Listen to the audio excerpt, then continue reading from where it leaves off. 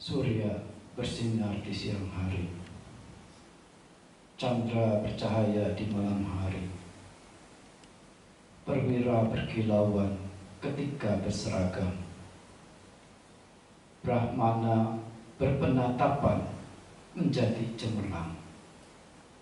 Tetapi Buddha gilang gemilang siang dan malam karena kecerahannya.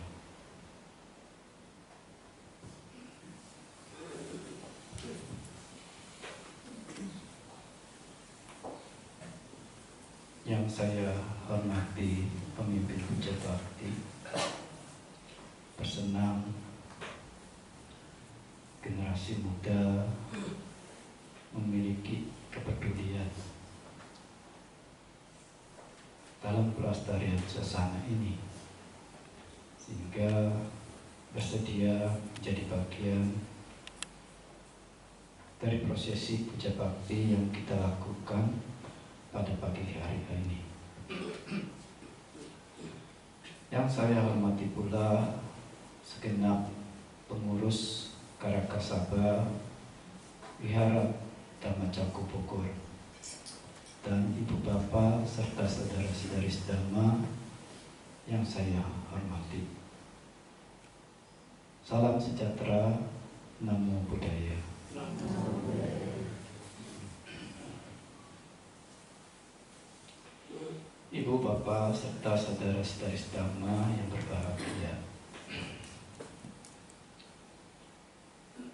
sesuai dengan petikan yang Bante ambil dari Dhammapada ayat 387, Diwa tapati atijo ratimapati candima sanato katio tapati jayi tapati brahmano atta sabba mahoratin buddho tapati tejasa. Nah, syair yang diucapkan Sang Tathagata perihal berkenaan ketika suatu peristiwa di mana ketika beliau bersama para biku, ya, walaupun Bante mengatakan para biku, tapi sesungguh lengkapnya di situ pun hadir adalah upasaka-upasika yang terdiri dari kelompok kesatria, brahmana, laki-laki, wanita, samanera, samaneri, dan biku, bikuni. Ya. Jadi bila kita membaca suatu teks, ya, oh para biku, jangan berasumsi dhamma itu terkhusus hanya untuk biku. Tapi dhamma itu terkhusus semuanya untuk siswa-siswa Sang Buddha. Nah, siapa siswa-siswa Sang Buddha? Tadi, ya, meliputi tadi, yaitu masyarakat umat Buddha atau Buddha Parisatu. Ya. Pada peristiwa itu, perihal dhamma ini diungkapkan ketika saat itu Ayasma Ananda, artinya Biku Ananda, saat itu sedang mencermati dan memunculkan pemikiran yang meliputi hal-hal berikut. Beliau merenungkan ketika siang hari tidak ada cahaya yang melebihi cahaya surya. Walaupun di ruangan dan masalah ini ada nyala lampu lilin, ada nyala lampu listrik, ya, semua, tapi terangnya surya melampaui itu semua. Ya. Jadi seolah-olah apa? Cahaya-cahaya ini sebenarnya tidak memiliki arti besar, ya. Dan demikian pula ketika malam hari candra bercahaya, ya, bulan bercahaya. Nah, nanti tanggal 21 Juni 2024 Uposatha. Nah, penanggalan Buddhis, nah, itu adalah Panarasu tanggal 15. Nah, itu biasanya bulan terang, bulan full moon, penuh.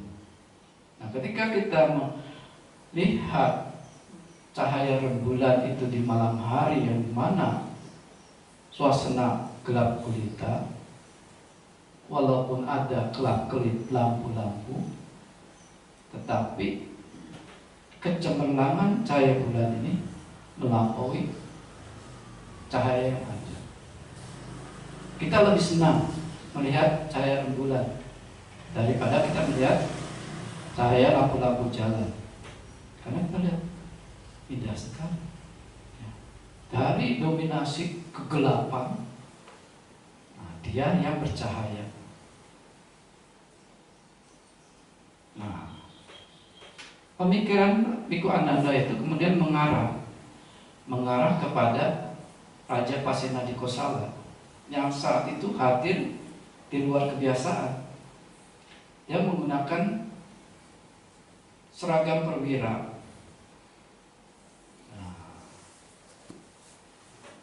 Walaupun kita sekarang menggunakan seragam atribut yang berbeda-beda,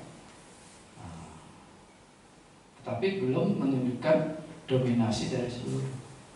Tapi kalau kita melihat jajaran perwira-perwira berseragam dengan sematan bintang-bintang jasa yang ada, ya walaupun bukan dari emas ya, tapi sudah menampilkan sesuatu yang berbeda di antara masyarakat umumnya, dengan bertopi, dengan memegang tongkat, dengan bintang jasa yang disematkan. Ada demikian pula Raja Pasenadikosala itu tampak berkilau dengan seragam perwiranya.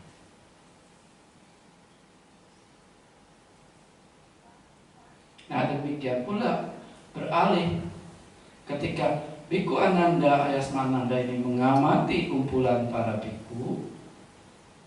Saat itu di antara kumpulan bhikkhu itu Ayasma Kaludayi bersinar cermelang. Karena apa? Beliau berada dalam pemikiran berpenatapan yang dalam, yaitu kondisi redamnya pengotor-pengotor batin, karena beliau sendiri telah mencapai tataran arahan.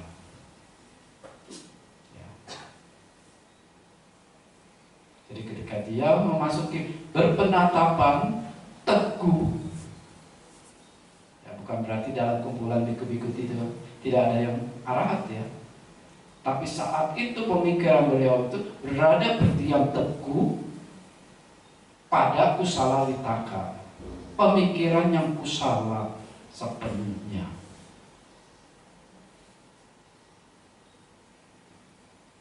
Karena ada penyertaan nilai-nilai bajik mungkin yang mendominan, ya, yaitu apa? Nekama vitaka, pemikiran yang tidak terkotori, tidak melekat.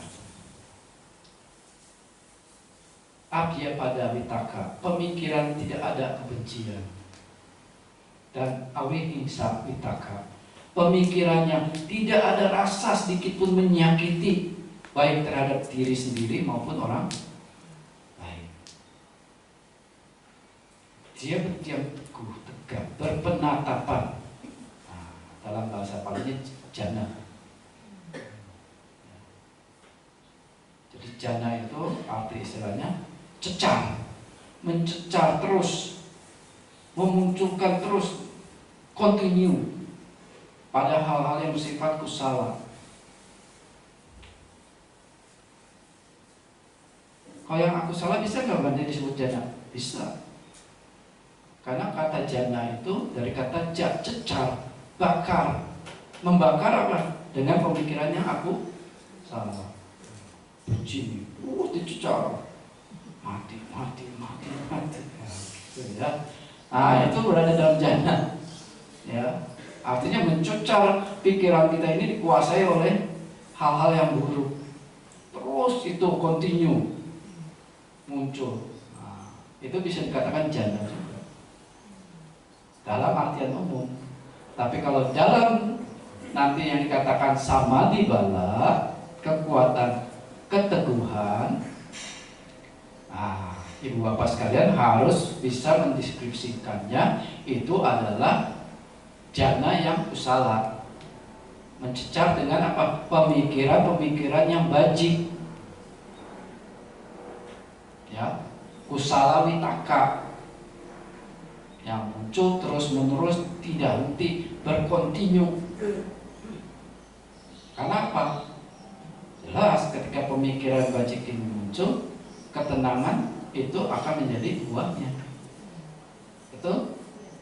Ya, kita kan merasakan ketika dikuasai oleh marah, gimana? Tenang nggak pikiran? Nggak tenang ya. Tapi ketika kita bahagia, tenang nggak? Tenang. Nah, kalau itu sering muncul, dicecar, nah saat itulah yang dikatakan samadhi. Ya. Tetapi ketika Bhikkhu Ananda ini menatap Sang Tathagata, ternyata berbeda. Cahaya beliau melampaui cahaya matahari, rembulan, perwira berseragam maupun brahmana yang berpenatapan.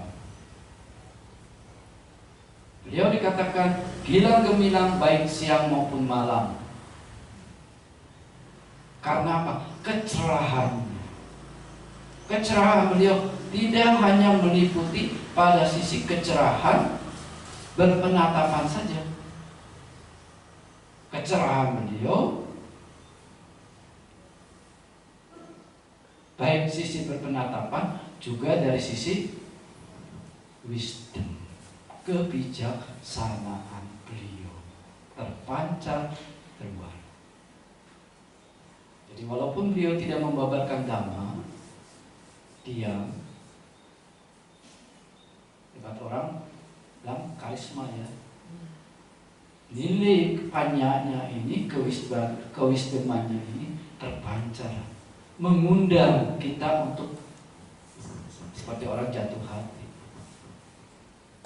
tertarik ingin terus mengetahui. Nah, inilah yang perbedaan.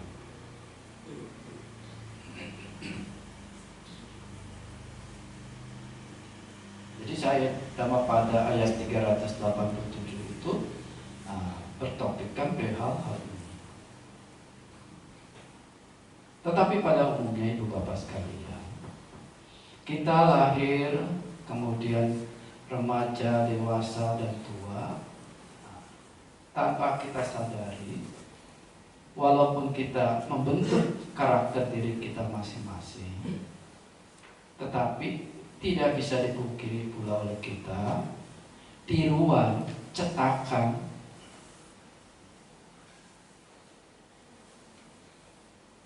yang diturunkan oleh orang tua ada dalam diri kita. Apa? Mungkin gaya makannya beda, sama. Gaya pakaiannya sama. Kesukaannya sama. Cara jalannya, nah ini yang sering kelihatan. Cara jalannya ibu dan anak sama. Ya, Abdul memperhatikan nggak? Oh, mirip mama jalannya. Dik, kesandung. Aduh, apa? Karena buru-buru, cepet-cepet. Ya, begitu. Ketergesa-gesaan. Nah, itu tercetak. Tidak hanya orang tua, Pemuka agama kadang juga menularkan. Ya. Apalagi kalau ibu bapak sekarang mengidolakan salah satu biku, mungkin yang internasional, go internasional, wah pasti ngikuti gaya bicaranya yang dulunya cepat, sekarang kalem. Ibu bapak sekalian. Ya. Begitu banyak, bahkan berdehemnya, rakam tangannya, gesturnya, mengikuti. Ya. Tapi kalau gestur kantus baru susah. Karena bukan idola saya. Ya, begitu. Nah, jadi pemuka agama pun mampu memberikan suatu cetakan tiruan yang di alam bawah sadar kita, pegang ini loh. Ya. Nah, kemudian bisa juga raja, pemimpin, ya, tercetak. Ya. Pak Hendrawan kalau bicara Jokowi, wah udah nomor 1. Ya. Dulu. Nah, sekarang berbeda. Ya. Nah, ini contoh saja ya, contoh. Karena kita mengidolakan sesuatu. Bahkan kaum Brahmana saat itu pun sama. Ya. Bahkan masyarakat yang meniru cetakan-cetakan tiruan-tiruan itu menganggap apa yang diucapkan, apa yang dilakukan itu adalah suatu the-truth, kebenaran. Yang tidak boleh dilanggar, yang harus dipatuhi, yang harus dilaksanakan, dijunjung tinggi. Bila melanggar, tidak patuh, dikatakan dosa kamu, denda kamu. Ya. Jadi hal itu tanpa bawah sadar ya ada. Tetapi dengan kemunculan Buddha yang melampaui cahaya rembulan, cahaya matahari, perwira berseragam maupun Brahmana yang berpenatapan tadi, kecerahan beliau ini selain terkondisi oleh redamnya pengotor-pengotor batin, juga nilai luhur kebijaksanaan yang dimiliki oleh Sama Sambuddha menarik kita agar kita datang mendekat, ingin melihat, ingin mengetahui keagungan kebijaksanaan dari orang luhur ini. Ya. Nah, beliau pun dalam cara pandangannya banyak sekali melakukan revolusi terhadap cetakan-cetakan tiruan-tiruan yang saat itu ada. Ya, pandangan-pandangan yang saat itu ada. Karena ya beliau melihat ketika kita melekati pandangan-pandangan itu, kita cenderung apa? Pemikiran kita ini terbatas, terkekang.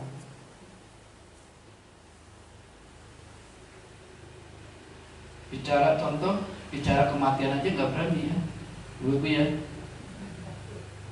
Takut, tabu, gak boleh.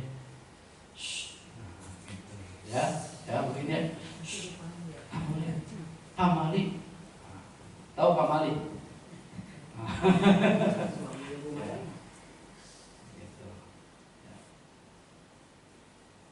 Sehingga apa? Menimbulkan pemikiran kita ini terbatas dan terkekang. Ya. Pikiran yang terbatas dan terkekang cenderung mengantar kita, mengarahkan kita pada apa? Yang pada rasa ketakutan, rasa takut, ya. Kemudian pandangan keliru, ya. Ketahayulan, kemudian pada kepercayaan yang salah. Tapi kalau ibu bapak sekalian pergi ke Museum Gajah, Museum Nasional dekat Monas, ketika melihat seragam-seragam putra-putri zaman dulu, apalagi dari adat istiadat berbeda, kita bertercak kagum. Ternyata pakaian kita Nusantara itu indah, jauh lebih indah, jauh elegan. Wanita itu tampil elegan, mencerminkan sosok wanita yang memang memiliki budi pekerti yang tinggi. Tetapi beruntung ya, kalau acara-acara resmi, peresmian ibu-ibu biar ada mencakup, nggak pakai jin, ya kan? Terus sekarang kebaktian masih pakai jin, ya. Tetapi ya pakai kain dan menunjukkan suatu yang indah, ya, yang indah, yang memiliki apa? Akar budaya Nusantara itu masih melekat pada jati diri kita. Kalau nggak pakai jubah nanti pada dikatakan sangga bukan? Ya. Pergi, maaf, bertelanjang bulat, pindah patah, biku bukan? Berarti pakaian ini pun memberikan suatu penyematan identitas, ya. Tetapi sejauh mana pakaian ini memiliki pemaknaan yang bersesuaian, yang tepat itu. Nah, kemudian juga ritual-ritual yang mungkin membingungkan atau menimbulkan pertanyaan pada kita. Nah, jadi pikiran kita ini harus begini ya. Kamu ini gelapnya mukanya. Nanti sana ya ada sumur tuh dekat itu kali Cibalok. Mandi ya. Gitu misalnya. Itu membingungkan, apa hubungannya dengan kecerahan dari wajah kita, gelapnya wajah kita. Ya mungkin kita sedang punya pemikiran terbebani ya, stres. Stres ini hilang nggak dengan mandi? Tidak ya. Tidak ya. Kalau dengan mandi bisa, wah, kata Sang Buddha, sungai-sungai apa ikan-ikan yang hidup di Sungai Gangga sudah suci. Ya. Sapi-sapi yang makan rumput sudah suci. Karena kan sapi nggak makan dagingnya. Ya, begitu. Jadi disinilah Buddha melakukan revolusi. Tetapi satu hal yang luar biasa, satu-satunya manusia yang tidak pernah diserang, tidak pernah ditangkap, tidak pernah dibunuh, ketika mengungkapkan pernyataan-pernyataan yang berseberangan pada saat itu, khususnya di India. Siapa? Buddha. Beliau bertukar pikiran dengan kesatria, beliau bertukar pikiran dengan brahmana, beliau bertukar pikiran dengan saudagar-saudagar, bahkan dengan rakyat jelata. Walaupun pendapat beliau berseberangan dengan saat itu, tidak pernah sedikit pun beliau kemudian ditangkap, disakiti, atau bahkan dibunuh. Bahkan sering muncul ungkapan-ungkapan yang terlihat di dalam teks Sang Tathagata seperti membalikkan sesuatu yang tengkurap menjadi tegak, yang gelap menjadi terang, menegakkan benang yang basah. Yang artinya yang basah apa? Yang benang basah seperti orang malas bukan? Yang nggak punya inspirasi, motivasi. Begitu Sang Buddha membabarkan langsung terinspirasi dan termotivasi seseorang untuk apa? Melakukan perubahan-perubahan yang ke arah yang baik. Kita sudah belum? Nah? Ya. Nah itu. Nah jadi beliau memunculkan hal itu, ya.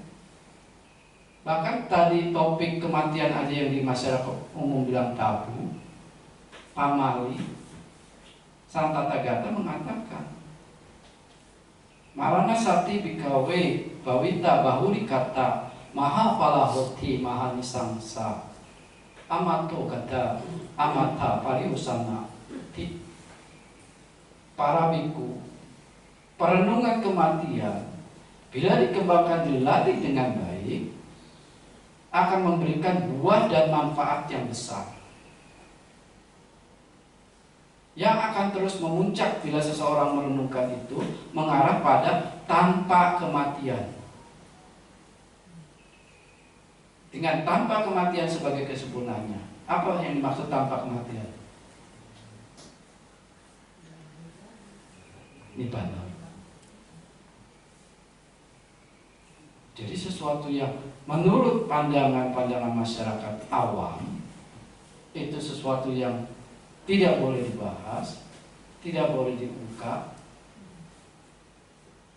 Tetapi Sang Buddha katakan, bila orang itu mengembangkan dan melatih, merenungkan hal-hal tersebut, itu akan mendatangkan buah dan manfaat yang besar.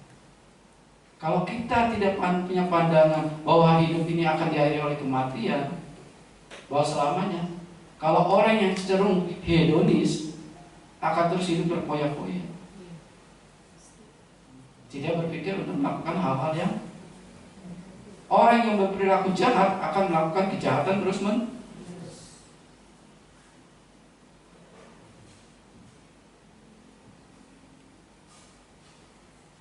Tapi ketika merenungkan sisi terbalik dari kematian ini, kita merenungkan, kita bisa mati dengan apa? Nah, mungkin digigit ular, dipan kalajengking. Bisa mati juga karena makanan, ya kan? Nah, bisa juga mati karena terjatuh.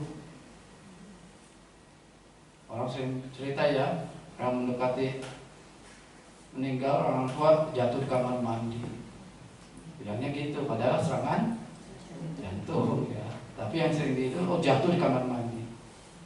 Nah, itu sering terjadi ya. Nah, mungkin juga karena levernya, empedunya ini bermasalah.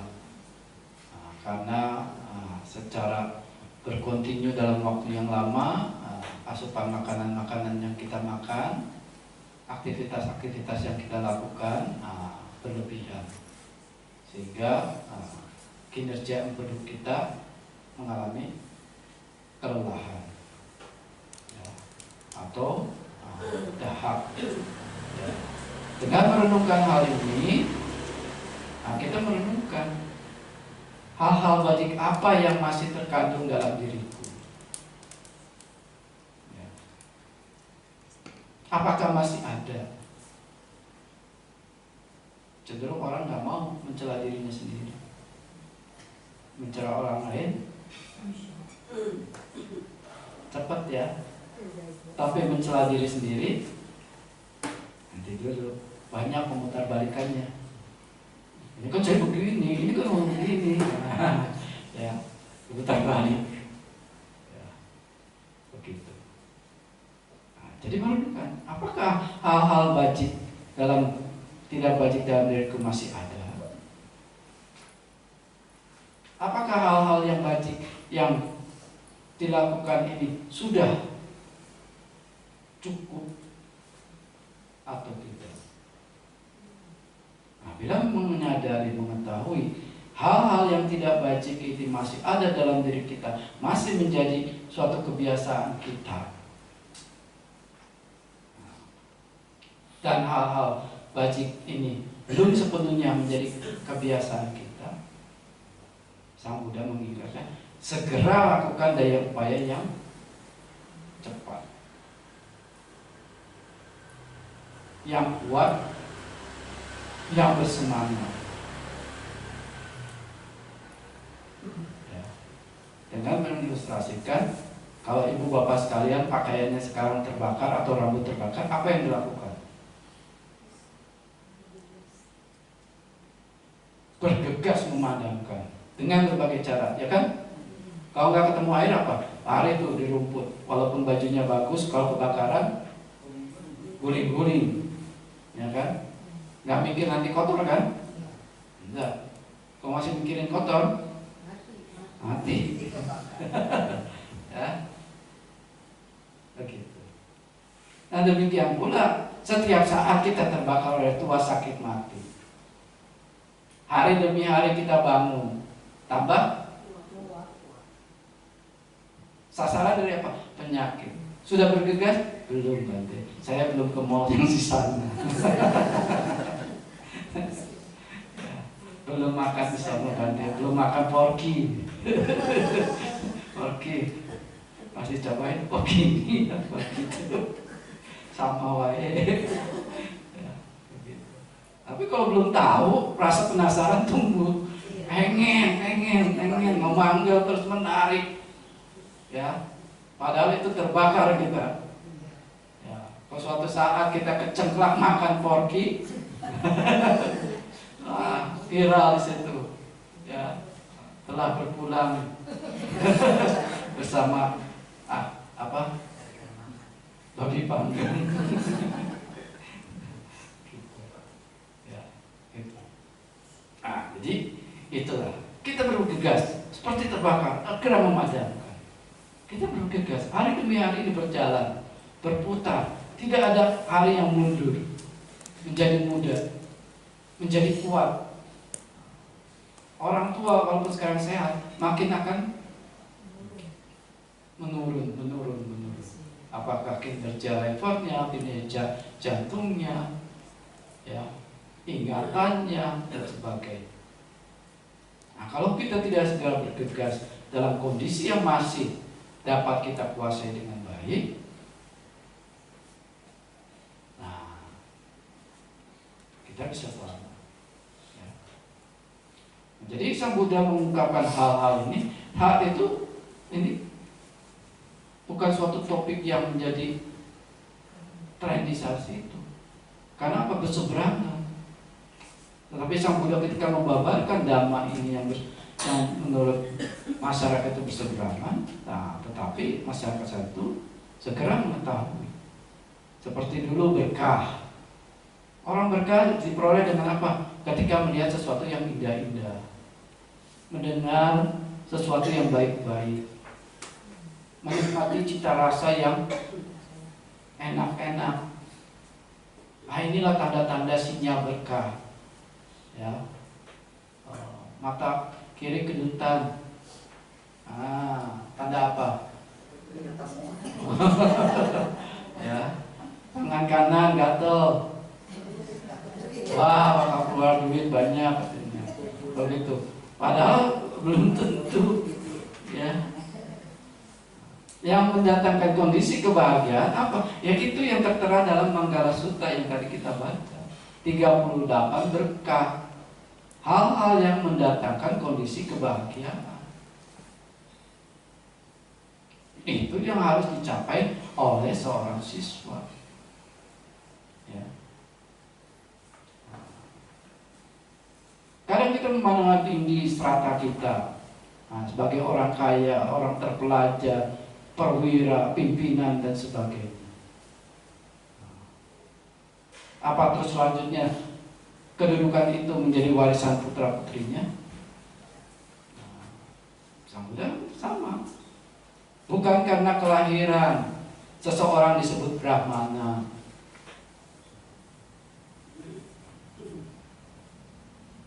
tetapi seseorang disebut Brahmana kalau tindak tanduknya benar. Nah, itu. Bukan karena berjubah kuning, berkepala gundul, tak berambut, seseorang disebut biku. Tetapi mereka yang memahami bahaya-bahaya, mengerti bahaya-bahaya kehidupan ini, dialah seorang biku. Karena kata biku itu bukan artian sesungguhnya pengemis. Bikati itu artinya yang tahu bahaya. Bahaya apa? Bahaya dari kelahiran, bahaya dari ketuaan, kematian, penyakit, bahaya dari perbuatan-perbuatan yang tidak baik, yang akan menjerumuskan kita, mendorong kita, yang tidak bisa lagi kita tolak, seperti oleh orang kuat, kanan kiri kita diangkat, dilemparkan ke api penderitaan. Kita tidak bisa lagi menolak. Nah itu yang arti kata biku. Ya seorang biku yang mengerti bahaya-bahaya. Ya.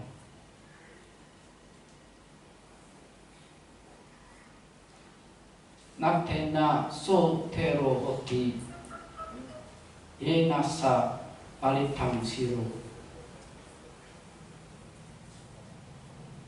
Seorang yang berperilaku jahat bukan menjadi religius karena telah mencukur rambutnya. Paham? Ya. Seseorang yang memang karakternya jahat dikatakan religius setelah menjadi biku. Hati-hati. Ya. Yang dikatakan biku itu adalah yang tahu bahaya.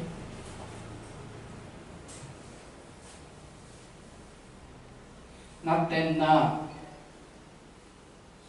pandito hoti yawata bahu basati. Seseorang bukan dikatakan bijaksana karena sering banyak ngomong.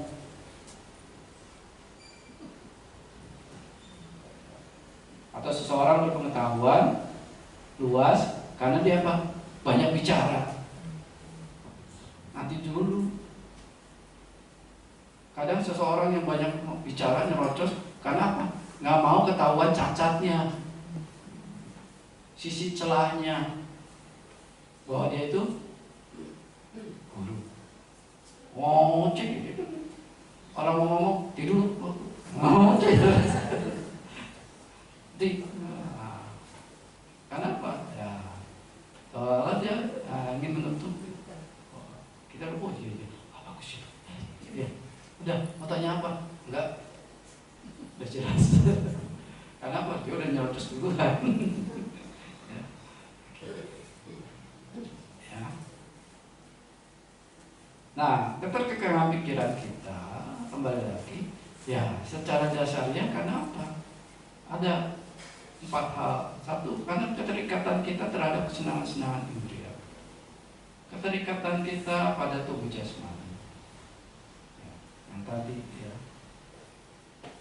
Kita nggak melihat bahaya-bahaya. Kenapa ya? Kita berpandangan ya waktu ini harus diisi dengan hal-hal yang menyenangkan sepenuhnya. Nah, tetapi bahaya itu bisa menghampiri kita. Ya. Satu kisah nyata yang dialami. Marana saat ini perlu direnungkan, apalagi yang akan sering melakukan perjalanan-perjalanan.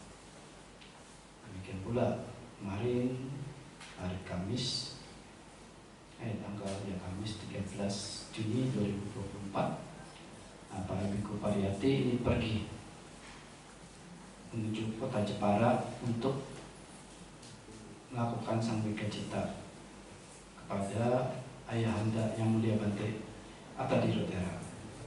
Nah, kami berkendaraan menggunakan bis grup. Ya.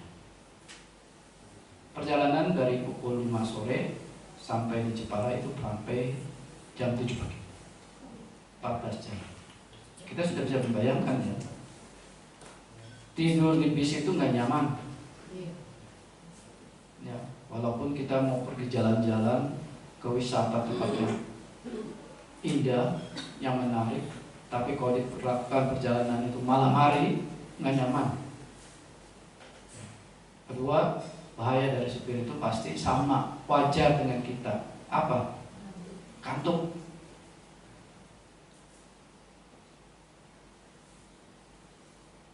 Jadi mau tidak mau,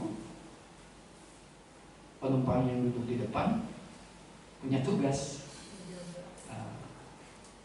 memperhatikan. Ya, mau tidur kagak bisa, supirnya nanti mau bisnya ayang sendiri, nggak tahu setirnya diem di tangannya. Ya ternyata supirnya tertidur. Dan saat itu juga terjadi ban sebelah kanan belakang itu pecah. Tapi hebatnya orang Indonesia masih untung ban. Kenapa? Ban belakangnya double 2, jadi yang dalam masih bisa menopang tegak. Tapi kalau satu, tapi bukan berarti kita menyepelekan ya kondisi-kondisi itu.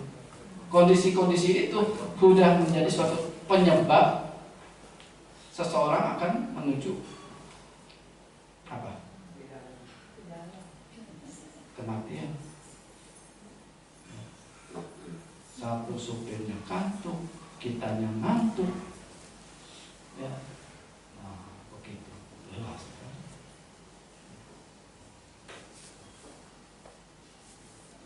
Nah, perenungan kematian itu ya merenung. Sehingga apa? Memunculkan kewaspadaan agar kita betul-betul menjaga. Ini bukan menakut-nakuti orang yang mau melakukan perjalanan ya.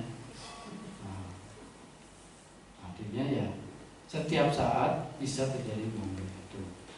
Tapi tegakkanlah pemikiran-pemikiran kita pada kusala dhamma, dhamma yang baik. Itu apa? Kebajikan kita, sila kita, dan sebagainya. Ya. Nah ini yang pemikiran.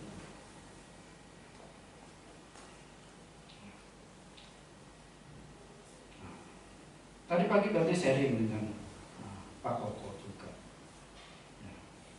Bante, berbuat baik menurut pemahaman saya ya, sesuatu yang kita lakukan langsung dan orang lain melihat dan orang lain merasakan pahala. Tapi ketika kita pemikiran muncul yang baik, yang redam dari loba dosa moha, apa itu kebaikan? Apakah memberi manfaat? Justru itu kebaikan yang tinggi. Saat jentikan satu kali saja pikiran itu tidak mengandung loba dosa moha, itu adalah suatu pemikiran yang sangat tinggi, maha kusala. Itu mendatangkan manfaat. Walaupun kita yang tahu, tetap menimbulkan akibat enggak? Akibat. Yang kalau itu dilatih terus-menerus akan memuncak mengarah pada apa? Tanpa kemampuan.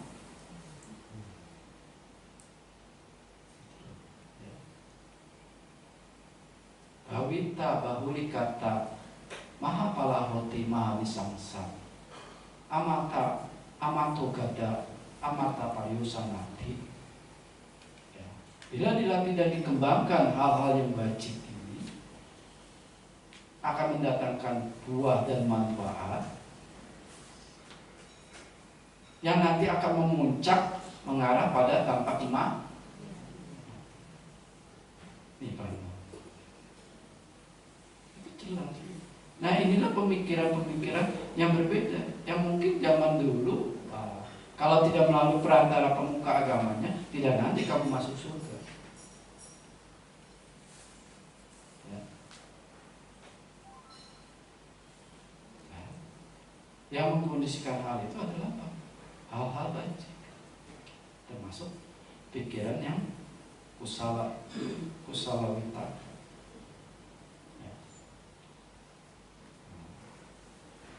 Satu tadi kelekatan terhadap kesenangan indera, kelekatan terhadap tubuh jasmani, merajalelanya kejahatan-kejahatan, dan keraguan-keraguan terhadap dhamma sejati. kita tidak tegak berdiam pada damai sejati. Hidup tidak pasti kematian. Kita berdiam tegaknya biasanya kemana? Hidup yang tidak pasti ya. Harus berdiamnya malah pada kematian yang pasti. Sebelum mati saya akan melakukan apa? Hal-hal baik apa? Apakah diisi dengan kesenangan indria, kelekatan tubuh jasmani, menyenangkan tubuh jasmani, ataukah melakukan kejahatan?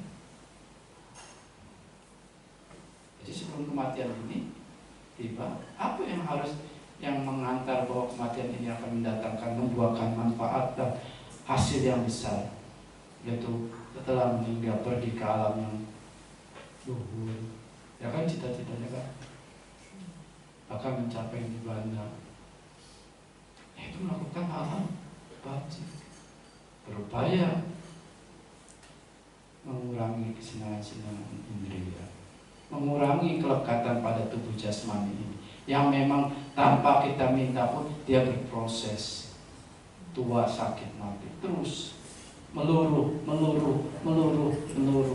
Jangan sampai proses meluruh ini kita menjadi lemah secara mental, secara berat.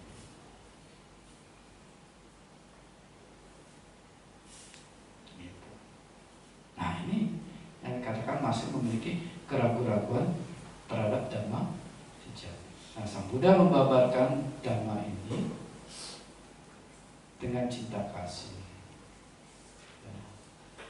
dengan kebijaksanaan yang bebas dari kekerasan, dan disertai dengan cinta kasih pula. Nah, revolusi munculnya Buddha ini memberikan suatu revolusi pemikiran dan sosial, merubah tatanan soal berkah, soal upacara pemujaan yang dimana dulu ada pemujaan 6 arah.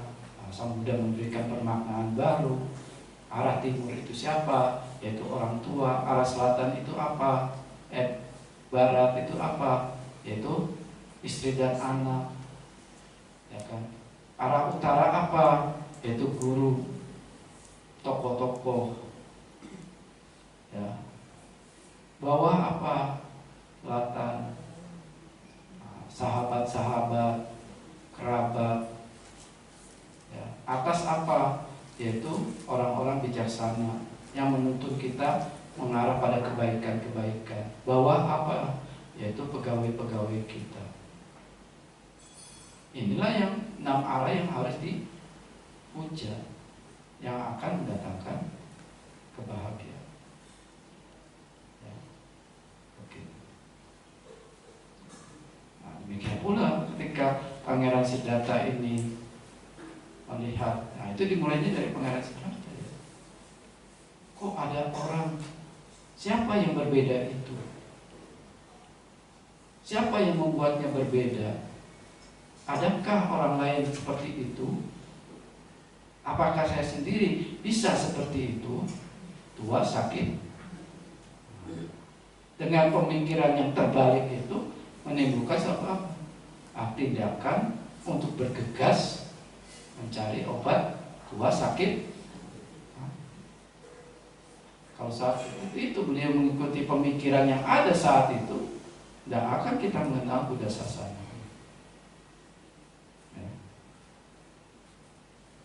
Apa kehidupan itu? Apa tujuan hidup itu?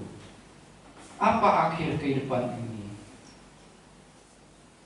Dan bagaimana kelanjutan kehidupan ini? Nah, itu harus dimiliki. Akhir tujuan kehidupan ini apa? Yaitu rentetan indera-indera kita ini. Ketika menangkap objek, dia hidup. Mata kita melihat objek, dia hidup. Telinga kita mendengar suara, hidup. Lidah mengecap rasa, hidup. Hidung membawahi suatu aroma, hidup. Rentetan itu yang terus timbul berlangsung padam, itu yang katakan hidup.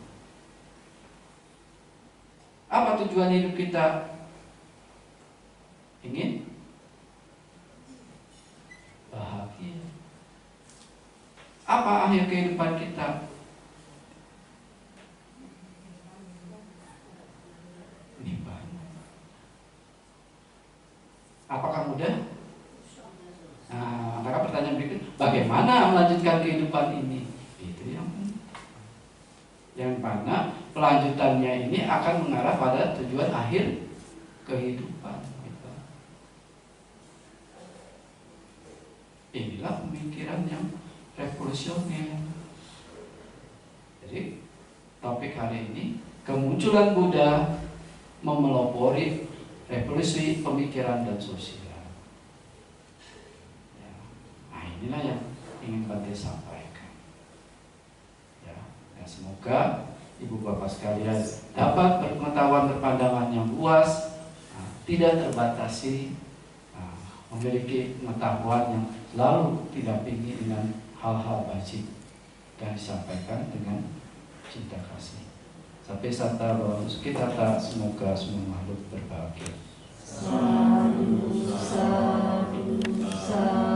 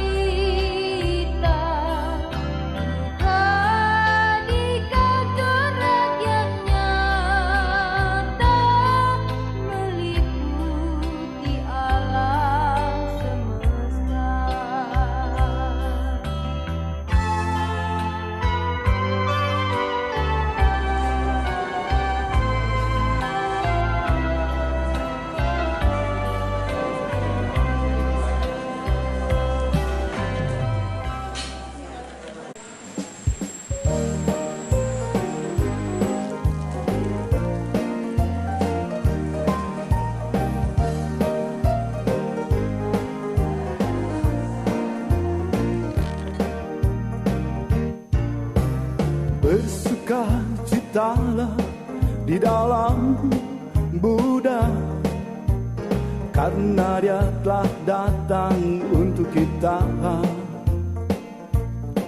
Ajarannya yang mulia telah sempurna di babanya.